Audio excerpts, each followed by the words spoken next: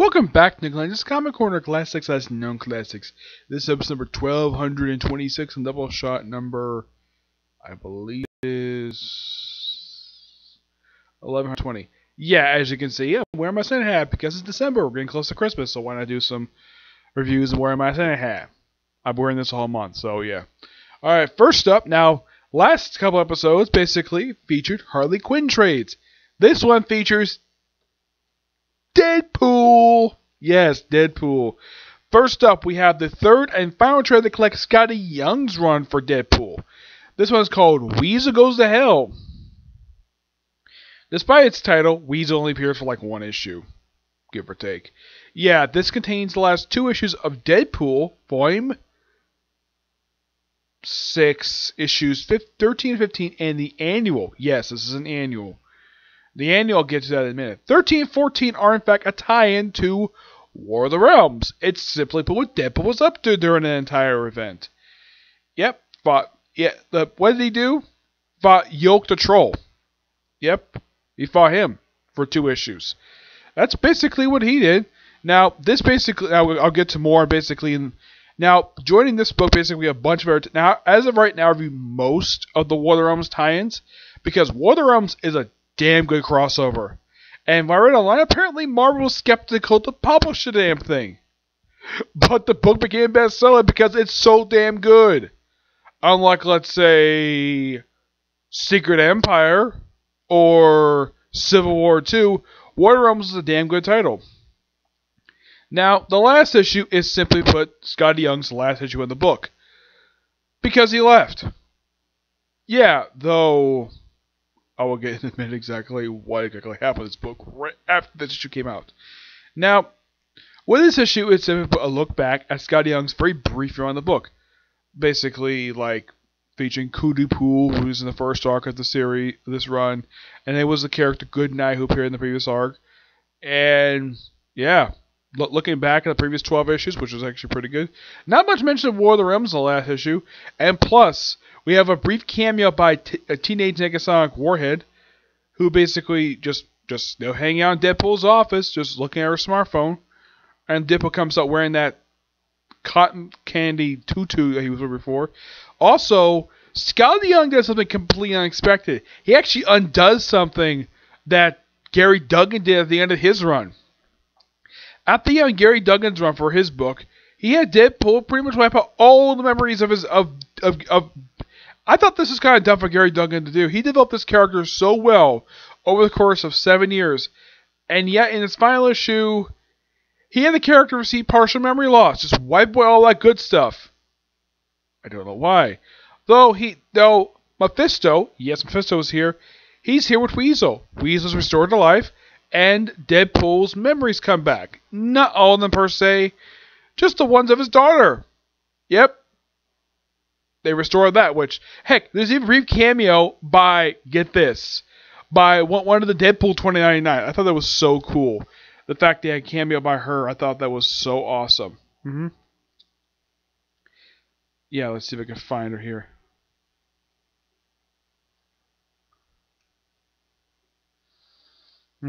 Because this was absolutely just amazing. Yeah, though there's even brief mention of basically of Deadpool team up because, well, we even see, I can't remember her name. She was a supporting character in Gary Duggan's run. Yeah, it's interesting though that Skottie Young brought her back for this one last issue. And look at this, a sort of a future version of, well, Deadpool 2099, one of them anyways. Yep, restores one of them, fighting the character Goodnight in the future, which, yeah, apparently, like, Deadpool's got a kid. Oh, yeah. Though, this is basically him when he finds out he has a kid because his memories get restored. From what I can tell, just memories of his daughter, that's been restored to him. But I don't know about everything else. I mean, there's no mention of him being married. Yeah, there's no bringing that back, despite the fact he had a great marriage to a beautiful woman who just happens to be the Queen of the Monsters. Well, Queen of basically, she was sort of like a vampire. Though she got married off the Dracula of all people. Yes, frickin' Dracula. Though for some reason they didn't bring that part back, but they did bring up the fact that Deadpool's got a kid, which I thought was great that Skottie Young did that. All in all, this is actually not that bad. Now, what about the Deadpool annual? It's just Deadpool versus Nightmare for an entire annual. Yeah, that's what it is. Deadpool fighting Nightmare. This is a brief guest appearance by Nightmare's arch nemesis, Doctor Strange, and Wong. Heck, even the Snake and Santorin appears in here as well, because why not? Nightmare was technically the first villain Doctor Strange fought, so why not? Oddly enough, the annual is not written by Skottie Young. Nope, he has nothing to do with the annual. This annual was written by Dana Schwartz, arcs by Riley Brown. Now, the person who does the arc for these issues, the main issues, is Nick Nealon, who pretty much was the artist, from what I can tell, for the entire run for Skottie Young's run for Deadpool, with Scott Hepburn on the artwork. This book is good. Give this book roughly a 9.5 out of 10. Final thoughts on this very brief run. Yeah, these three trades here. Yeah, this is Skottie Young's entire run for Deadpool. Starting off with this. Yeah. Which then basically was some cosmic stuff and fighting, well, teaming with the Guardians for storyline. And of course, we have a Deadpool.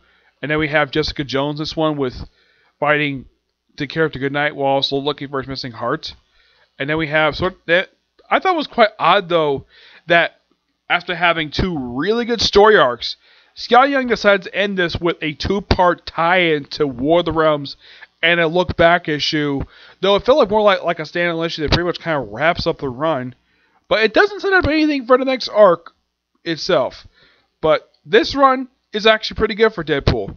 This might be very brief. It's actually by far the shortest run for Deadpool since Deadpool 10 was brought back in 2008.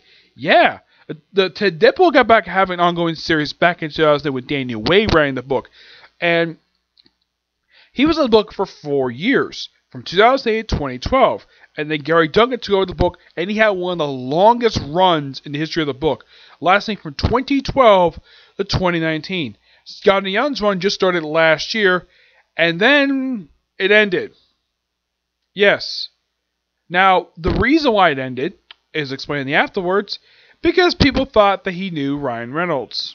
That was one of the reasons why. Probably also because he had enough of Deadpool after a year. Yep.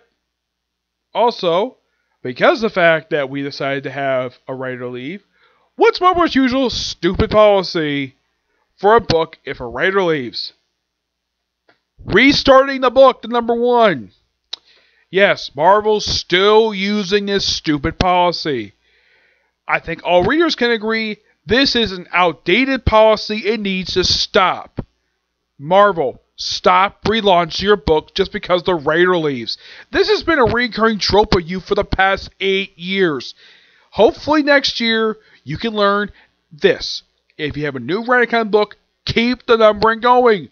Don't hit the restart button every single time we have a new writer book. We have to restart #1.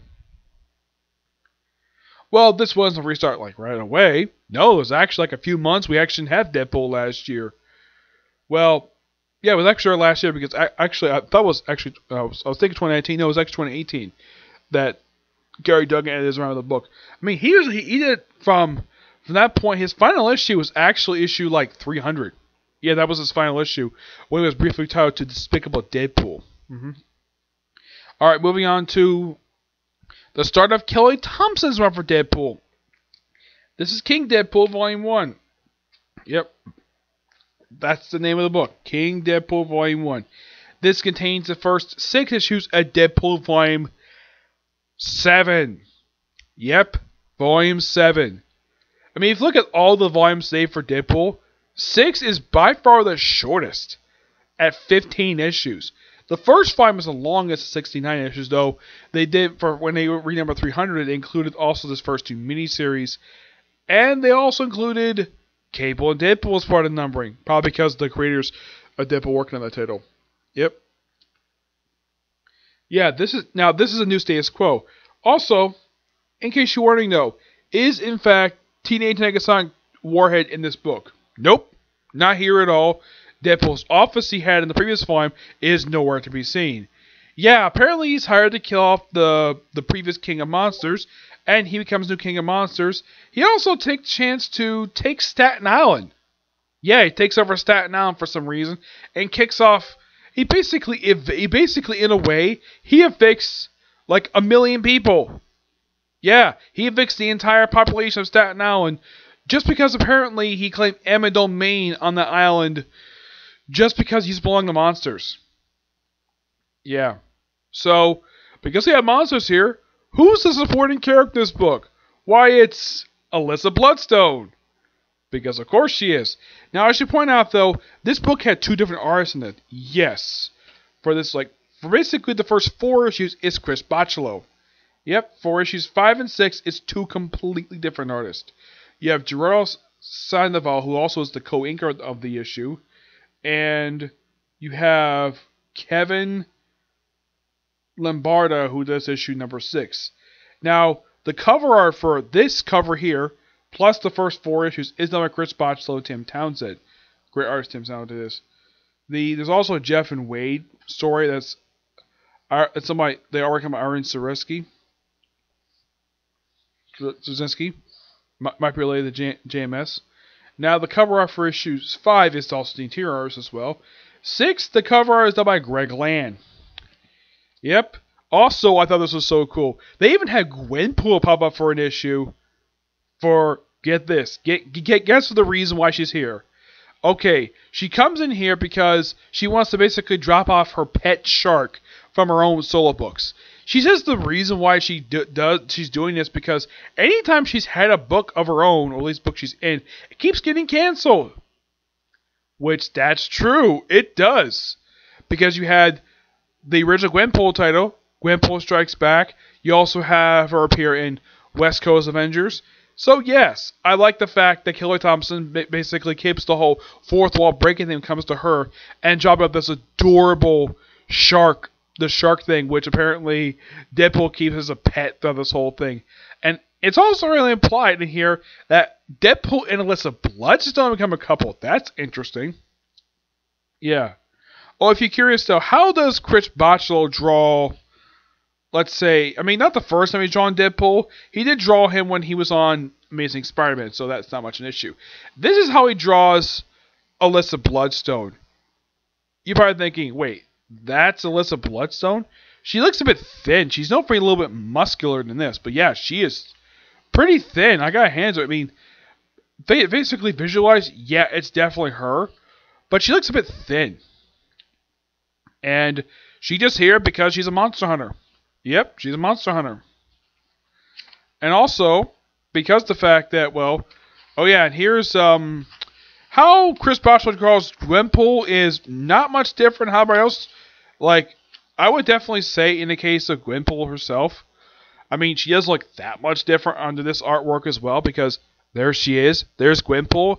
Look at her, yeah, I think in the case of Chris Bachalo, he draws her pretty much the same as any artist who draws her. Though I think that the only difference he makes to her is that he gives her a little more creases in her mask. Aside from that, she doesn't look that much different. Not at all. So he drops up this shark that she has. Yeah, she's had this, I believe, since her original ongoing series. It got canceled after 25 issues. So we also have it like in here where he goes to Kurakoa, the island which is now a country, run by the X-Men. And yes, there's even a brief guest appearance by Captain America, because of course Captain America's in here as well. Yeah, and why is Deadpool going to Kurakoa? Now, Deadpool is technically a mutant. Yeah, he's been classified in Marvel Comics as a mutant, but apparently, for some reason, he was never invited to Kurakoa. As far as I know, in universe, there is no explained reason for this, and yet they identify him as unidentified mutant. They identify him as a non-mutant. No. Kelly Thompson, do you realize though Deadpool is technically considered a mutant? Marvel Comics considered a mutant since his debut. Other books have considered a mutant, but apparently Kelly Thompson forgot that point. I'm not really sure why. And I love Deadpool's interaction with Emma Frost, where she basically has Deadpool's pet in her lap, like, she just pets it. It's like, oh, it's so adorable. Also, apparently, Rogue vouches for Deadpool. Yes, Rogue. Of all the X-Men, it's frickin' Rogue. Well, Wolverine, his history with Deadpool is that they don't like each other very much. Yeah, playing off the real life aspect of the live action actors on how much they're friendly rival each other and in universe. I like the fact that they keep that up. In the case of Rogue, my guess is the reason why that she vouches for him because she made out with him. Yeah. That's the only gist of it I can think of. But this is a good start to Kelly Thompson's run for the book. And this is quite interesting. This is one of 3 books she's working on that is actually probably 3 books that's not going to get canceled anytime soon. Well, Black Widow might because she's had a history of not being good of a seller of a book. But Deadpool, yeah, Deadpool is not going to cancel anytime soon because Deadpool is super popular. He's been popular for years. Do I think the movies made him even more popular than he was before? But I give this book roughly a 9.5 out of 10. It's a damn good book, and it's a good start for this run. Now, Kelly Thompson, despite working this book, she does work on Captain Marvel. That one, despite the fact the character is popular, I don't think that book is in danger of being canceled. Mainly due to the fact that Marvel does not want to cancel it anytime soon. So that's mainly the reason for that. And the character does have a good amount of popularity. And even though that they probably may have canceled the books in the past, the volumes in the past, because of apparently low sales or just cause. Though in the case of the current book, I think Kelly Thompson's doing a great job with the current Captain Marvel book. This book was a bit of a surprise because this is by far, because when you think of Kelly Thompson at Marvel, what books do you think of when you think of her writing? You think of Hawkeye, West Coast Avengers, Mr. and Mrs. X, Rogue and Gambit. Deadpool is not one of them. I like the fact they referenced it and the fact she has written Deadpool before. So I like the fact that she has some experience writing Deadpool. Yeah, she wrote it as a guest star character in the pages of Mr. and Mrs. X, which I thought that was really nice of her. The fact she wrote this character again, because I think the way she writes Deadpool is writing to be pure fun. Yes. Though, in the case of Skottie, they kind of turned down the humor, unlike what it is during Gary Duggan's awesome run the book, where it was like over the top. Skottie Young's book basically was a mixture of seriousness and humor, though his book didn't last very long, give or take. Kelly Thompson kind of turned that dial back up a bit, still kept the humor there, it's still a bit serious, and I think the book is doing really well. Now, another book she just started with is Black Widow. But the book had just started. It's only about 2 issues in right now. And I'm liking it so far. I think definitely she's a good choice to write Black Widow. But come to think of it, like, okay, I think 3 books is enough for her. She does not need to be another Brian Michael Bendis where she writes 5 books at the same time. Yeah, but her takeover of Deadpool, I think that Marvel, in my opinion, despite the fact she's not been on the run for like maybe a year, in my opinion, I think Marvel made a good choice by putting Kelly Thompson in the book. Probably because of how well Captain Marvel is selling right now. Because that book is probably selling really well. They probably figured, though, that and the fact she made asked to do Deadpool, it's possible. But if I get a chance to meet Kelly Thompson, I'm going to ask, like, how did she get the writing assignment to write Deadpool of all things? Yeah. Because when people think of Kelly Thompson, a lot of the time, people think of her female character she's written. This is by far the first male ongoing series I can think of she's written. But not the first series featuring a guy, because, well, there's also Mr. and Mrs. X, Rogue and Gambit, and West Coast Avengers. There is that. And the fact she's written the Clint Barton Hawkeye before. Yeah, before Marvel, the only book I can think of she wrote, on top of my head, was Mighty Morphin Power Rangers Pink, which was a damn good book, by the way. But aside from that book, pre-Marvel, I can't think of anything she's written pre-Marvel besides that. Yeah, but not much else to say about these 2 books. They're both good. I do recommend them. Now, next comic corner I'm going to do is going to be on the Rick Grayson Nightwing stuff. Yes, I'll be discussing that in my next comic corner. Yep, because I'm just started with the 2nd volume of the run of the era of Rick Grayson. Though the first issue, believe it or not, is actually the last issue of a particular writer who's currently at Marvel Comics right now. But I'll talk about that in the next episode, this one. But in the case of Trinity Blood, will I start the anime today? Not sure. It may or may not happen today. It just depends. Yeah, so until you see the next video. Bye.